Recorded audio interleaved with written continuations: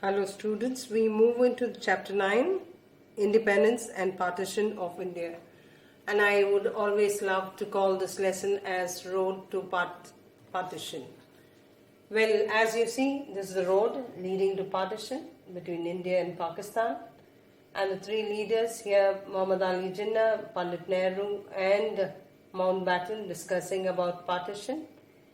And here this particular picture shows about 1946, where millions of people moved out of their destination to reach India or Pakistan, the last train which had to flag off to their destination, the framing of the constitution separately for India and Pakistan, and the map showing the same. That is, India to be divided into two dominion status. The dream of united India lay shattered. The year 1946 witnessed a gory situation. Communal riots reached its peak. The struggle for united India lay shattered. Hindus and Muslims were divided.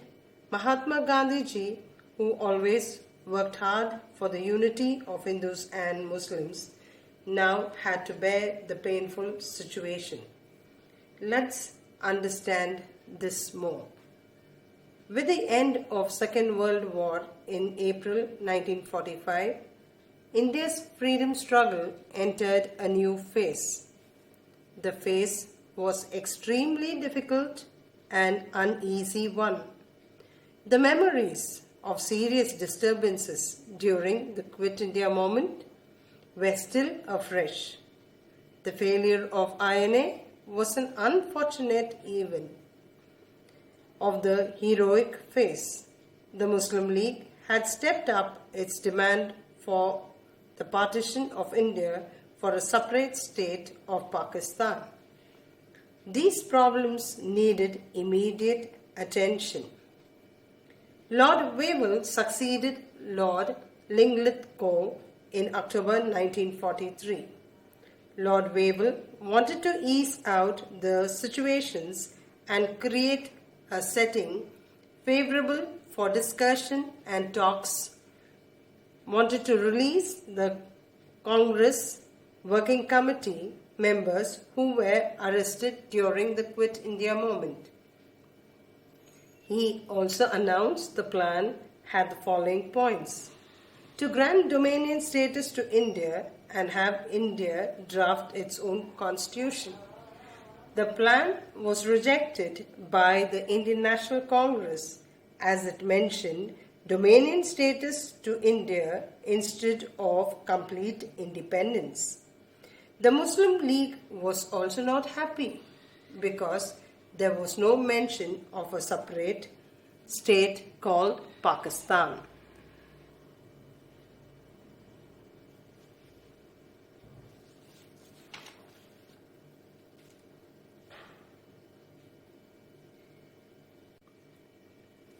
Before we study about the MOUNTBATTEN plan, which is the syllabus for your ICSE, I would like to link a few points on the events that led to the Camden Mission plan. Firstly, the socio-political changes which happened in Britain. The USA and USSR, the two powerful blocs, supported India to gain complete independence. The INA showed its shimmering discontentment. Third, the disposition of Indian people towards the British Raj in India. They were not satisfied. Even the princely state too participated for freedom struggle. And fourth, there was a lot of labor conflict. The laborers from all different categories agitated against the British. Even farmers revolted. There was total unrest. The British could not settle for anything, but they had to give the Indians the Purna Swaraj. Though you need to know only the clauses of MOUNTBATTEN plan, we shall have a link with the Cabinet Mission. The Cabinet Mission arrived in India. Clement Attlee, one who was the member of the Labour Party, became the Prime Minister of England in the year 1945. When India was at its peak of national uprising, he knew that the social political condition was not so conducive for the British to continue its rule in India. So he started to work for transfer of power.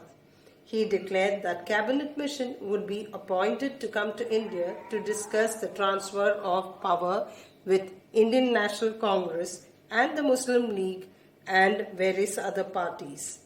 The cabinet arrived comprising of 3-member team in March 1946.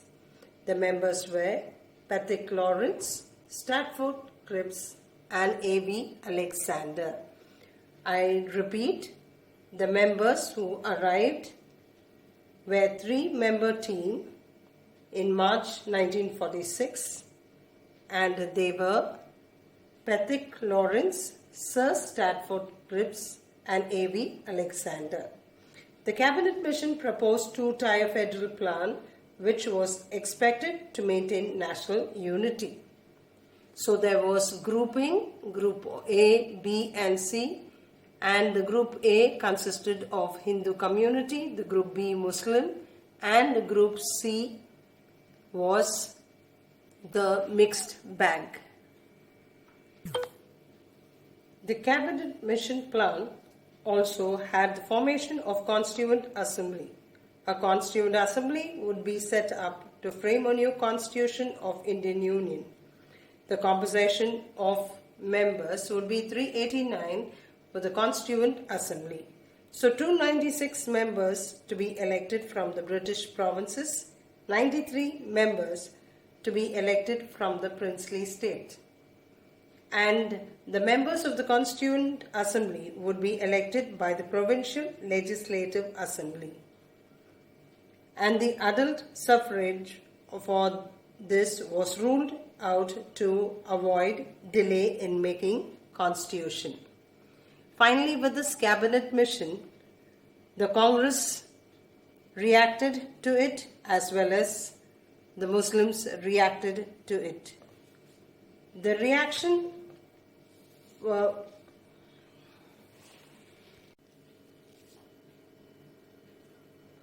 demand for Pakistan was rejected by the cabinet mission due to several reasons. I shall just make a mention of 2 points. They felt that the establishment of Pakistan would not solve the communal problem.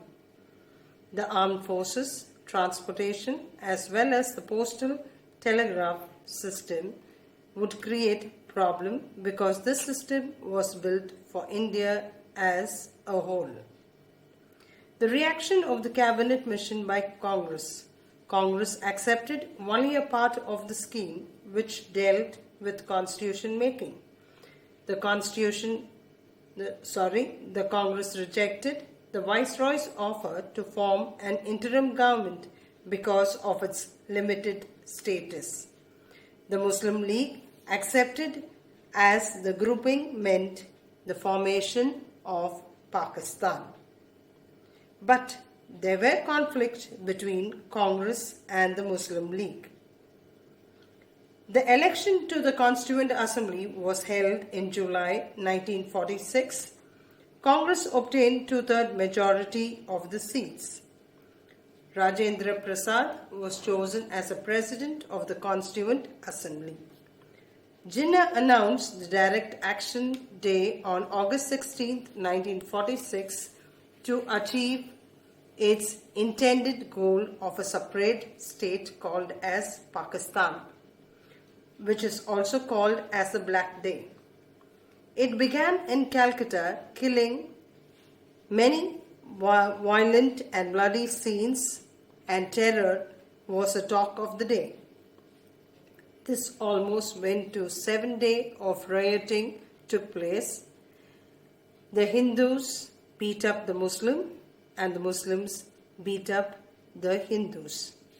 It was a gory situation which was witnessed in the year 1946. The interim government was not functioning properly due to the differences between the Congress and the League. The communal riots were at its peak. Chaos and anarchy prevailed everywhere in the country. Forced by circumstances, Clement Attlee, the Prime Minister of England, declared on February 20, 1947, in the British Parliament that the transference of power was to be given to Indians not later than June 1948. For this, the purpose of taking necessary steps for transfer of power to the Indians, Lord Wavell was recalled and Lord Mountbatten was appointed the new Viceroy. Lord Mountbatten assumed the office of Viceroy and Governor-General in 1947. His immediate task was to restore peace among the two warring sections, the Congress and the Muslim League, both in his Executive Council and in the country at large.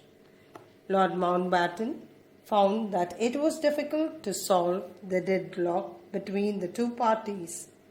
Mountbatten realized that the Cabinet Mission plan was unworkable and partition of India was inevitable.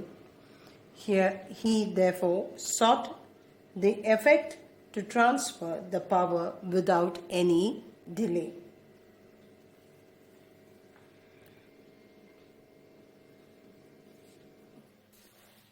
Lord Mountbatten put his plan for the partition of India before the big seven leaders such as Nehru, Patil, Kalpani, Jinnah, Likat, Nistar and Baldev Singh. The Congress accepted the plan and Jinnah undertook to do his utmost to make the plan work. The plan was announced on June 3rd, 1947. On the same day, Gandhiji said, "I repeat that the division of India can only do harm to the country's future." Now let us see the main provisions of Lord Mountbatten plan. The first one is partition. The country would be divided into two dominion status, that is India and Pakistan. The second, relation between the two new dominions. It was for the two dominions to decide what relation they would have with the British Commonwealth and with each other. The plan provided for a creation of a boundary commission to settle the boundaries of the two dominions in case partition was decided upon. The princely state, as regard the princely state, the treaties with them would come to an end. They would be free to associate themselves with either of the dominions or to remain independent.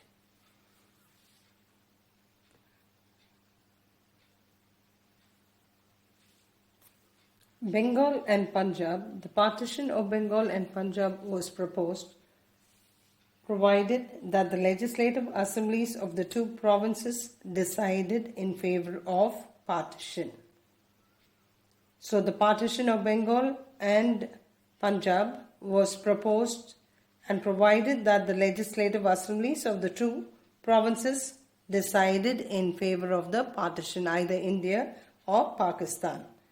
Sindh, the legislative assembly of Sindh was to be taken its own decision at a special meeting. With regard to Northwestern Frontier Province, a plebiscite was to be held in the Northwest Frontier Provinces to ascertain whether the people wanted to join India or Pakistan. The district of Sylhet, the Muslims' majority was to decide by a referendum whether it wanted to join East Bengal or to remain in Assam. So let's take a quick recap of the first 8 points. The country would be divided into how many dominions? 2 dominions such as India and Pakistan. So the relation between the 2 dominions was given a choice to them to decide whether they would have their own or to join the British Commonwealth. The Boundary Commission. The plan provided for creation of a Boundary Commission to settle the boundaries of the 2 dominions in case if there is a partition. So what about the princely state? As regard the princely state, the treaties with them would come to an end. They would be free to associate themselves with either of the dominions or to remain independent. With regard to Bengal and Punjab, was proposed provided the legislative assemblies of the 2 provinces was to decide in favor of partition. So Sindh also was given to be decided in a special meeting. With regard to the northwestern frontier province, a plebiscite was given to them to join India or Pakistan. We continue with Lord Mountbatten Plan. The existing Constituent Assembly would continue to work, but the constitution framed by it would not apply to Pakistan. A separate Constituent Assembly would be constituted for those parts of India which decided in favor of partition.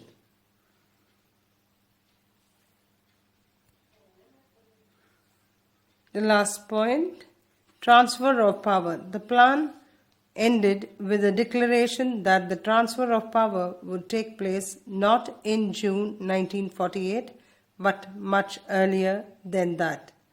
The British Parliament would pass an act for the transfer of power before August 15, 1947.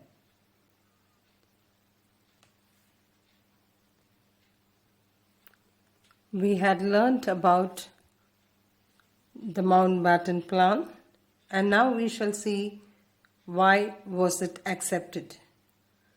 The historic pronouncement was received with mixed feeling by the public. The nationalists deplored the partition of India, while the Muslim League were not fully satisfied with the way Pakistan was divided, but they accepted the plan for partition. All India Congress Committee accepted the Mountbatten Plan because, according to Maulana Azad, the Congress had no other alternative. The reason for finally accepting the Mountbatten Plan can be summarized as follows.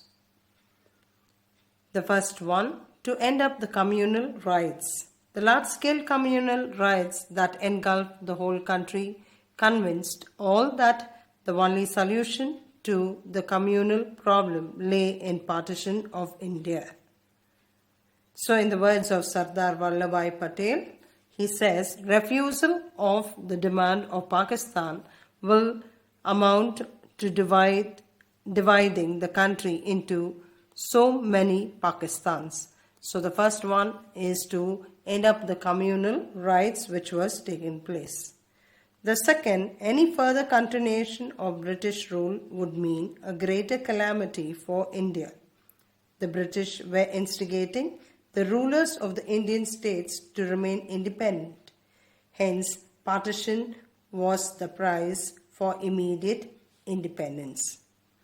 The third, the leaders felt that further delay in transfer of power could find India in the midst of civil war.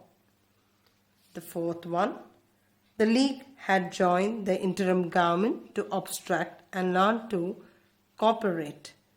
Experience of working with the League had convinced the Congress that it could not have a joint administration with the League. Let's take a quick recap. To end the communal riots, the Mountbatten Plan was accepted. Further British rule would bring about a greater calamity for Indians, and if you delay further, it will bring about a civil war, and the Muslim League wanted to obstruct and not to cooperate. Let's continue learning why the Mountbatten Plan was accepted. The fifth point, the only alternative to partition was a federation with a weak center. A smaller India with a strong central authority was better than a bigger state with a weak center. The leaders felt that partition would rid the constitution of separate electorates and other undemocratic procedures.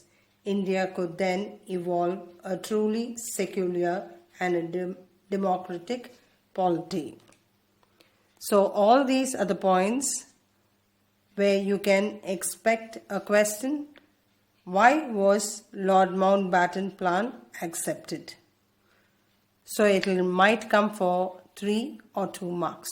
So when it comes for 3 marks, you can write 3 points, 2 marks, 2 points. Let's continue learning Chapter 9, Independence and Partition of India. After the Mountbatten Plan was accepted by the Indian leaders, the British Prime Minister introduced the Indian Independence Bill in the House of Commons. The bill was passed by both houses of the British Parliament on July 1st, 1947. Now let us see what were the main provisions of this particular act. So a creation of 2 dominions was set up. India would be partitioned and 2 independent dominions, India and Pakistan, would be created from August 15, 1947. The act provided legislative supremacy of both the dominions. The territories of the 2 dominions were divided in such terms that Pakistan would comprise Sindh, British Balochistan, Northwestern Frontier Province, the West Punjab and East Bengal. The rest remaining territories were to be included in the British India. The exact boundaries of the 2 dominions would be determined by the Boundary Commission. The second provision of partition. Both Bengal and Punjab would be divided if so desired by the people. The provincial assemblies of the 2 parts would meet separately representing Hindu majority districts and Muslim majority districts and would decide through a majority vote whether they wanted the division of the provinces or not. So it was left to Bengal and Punjab to decide to choose the province. A plebiscite would be held in the Northwestern Frontier Province as well as Sylhet district. Muslim majority area in East Bengal to determine whether they would like to join Pakistan or India. Next, the Governor General for each dominion. There would be a Governor General who would be appointed by the British King on the advice of the Cabinet of the concerned dominion. So it is Cabinet of the concerned dominion. That means if it is India, it's India and then Pakistan. This arrangement would work till the framing of the constitution by both the dominions. A constituent assemblies to serve as central legislatures. The Constituent Assemblies of both the dominions were to act as a central legislature and would have full powers to make laws for their respective dominion. They would act as a sovereign body for legislative powers without any interference by both the countries. End of the jurisdiction of the British Parliament. The titles of the Emperor of India and the King of England were to be dropped from the royal style. The right of king to veto laws was given up. This right was given to the Governor-General. The Governor-General was given the powers to modify or to adopt Government of Indian Act of 1935. The legislative authority of the British Parliament would cease from August 15, 1947. Till a new constitution was to be framed, each of the dominions and the provinces were to be governed in accordance to the Act of 1935. Now, all these particular points come under the end of jurisdiction of the British Parliament. So, when are we going to take it up? On 15th August, after 15th August 1947. So, what are the things to be dropped? The titles of the Emperor of India and the King of England were to be dropped from the royal style. Till a new constitution was framed, each dominion and all provinces were to be governed in accordance to which particular act? Act of 1935. So the right of king to veto laws was also given up. So this right was given to whom? The Governor-General. So who was the Governor-General at that particular time? It was Lord MOUNTBATTEN.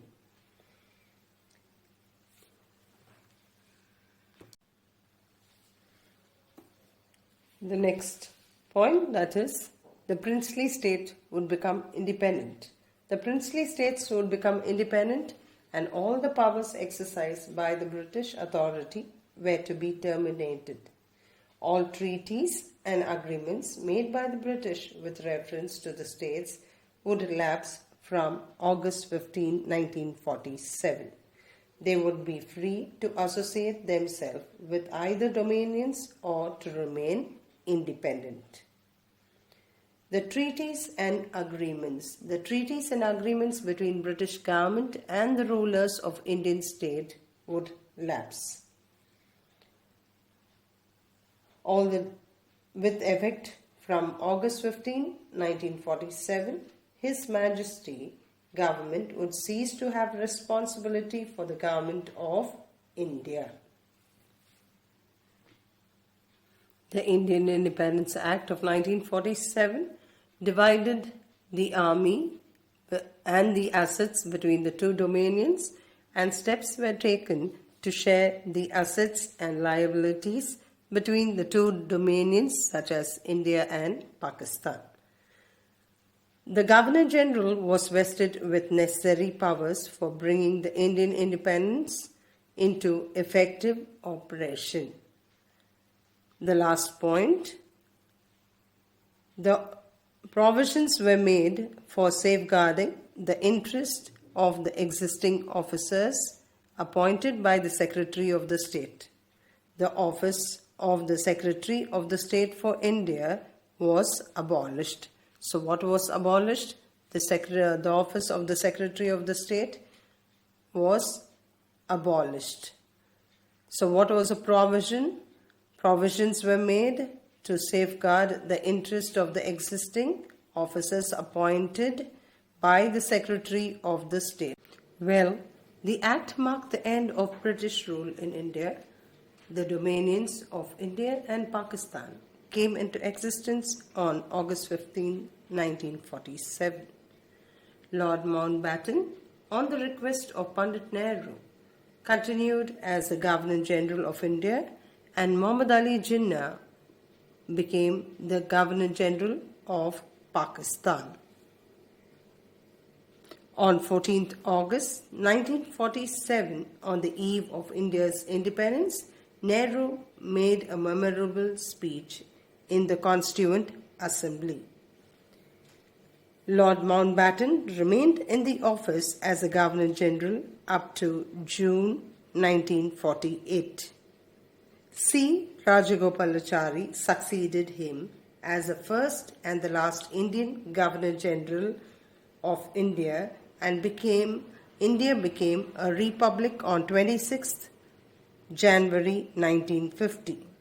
Dr. Rajendra Prasad was chosen as the first president and Nehru was chosen as the first Prime Minister of independent India.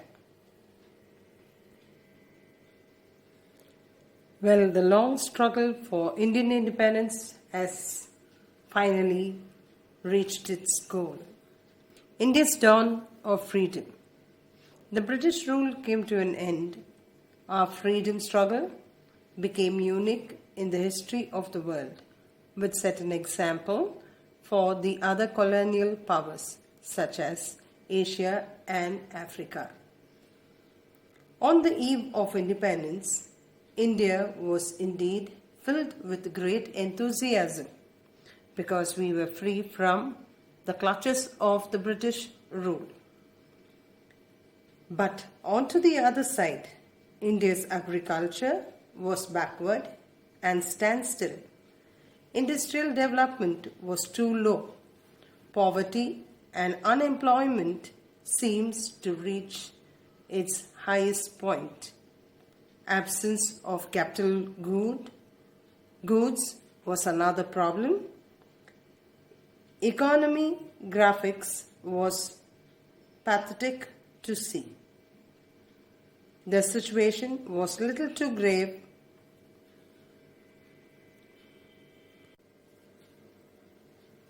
The freedom of India was obtained after 250 years of the oppressive British rule. Countless lives were lost and there was a great damage of life and property in the struggle for acquiring complete independence for India. Our freedom struggle of India became unique in the history of the world, which set an example for the other colonial powers such as Asia and Africa. On the eve of independence, Indians were filled with great enthusiasm. But on the other side, Indian agriculture was backward and standstill. Industrial development was too low. Poverty and unemployment increased. There was an absence of capital goods. Economic graphics was pathetic to see. The situation was a little too grave, but the confidence and foresighted visions of our national leaders, especially our first Prime Minister Pandit Nehru, lifted India from its web of poverty and economic backwardness and laid a strong foundation on which India proudly stands today. We can always be proud to say India is one of the largest democracies in the world, committed to peace, following disarmament, founder of the NAM, member of peaceful organization, and so on. And it is one of the fastest growing economies. Aren't we proud to be an Indian? Yes, of course. But there's another question to ponder and think. Are we really independent? Think and rethink. The glorious Indian independence, 15th August 1947. Here are a few pictures. Now, well, this is from the Quit India moment where Gandhiji and Nehru are discussing over the issue of Quit India. And here these four pictures are related to 1947. And here you see Gandhiji along with Lord Mountbatten and his wife Edwina Mountbatten. And this one Nehru taking the oath on midnight 1947, and Pandit Nehru giving his famous speech, Tryst with Destiny. And guess who are the three members? 1, 2, and 3. You need to guess. Well, students, you can expect a question on Lord Mountbatten's plan, clauses and acceptance of Mountbatten plan, and a question on Indian Independence Act of 1947, its clauses. Thank you. Here's an assignment with regard to Chapter 9. The Mountbatten Plan was the final proposal put forward by the British to solve the deadlock between the main political parties in India. In this context, answer the following. When did Lord Mountbatten took over as the Viceroy of India? What was his immediate task? Second, state any three proposals of Mountbatten Plan. Third, why did the Congress and the Muslim League accept the plan? The next question is, state any four main provisions of the Indian Independence Act. So well, students, do the assignment in the classwork, 200 pages, single-ruled book. Thank you.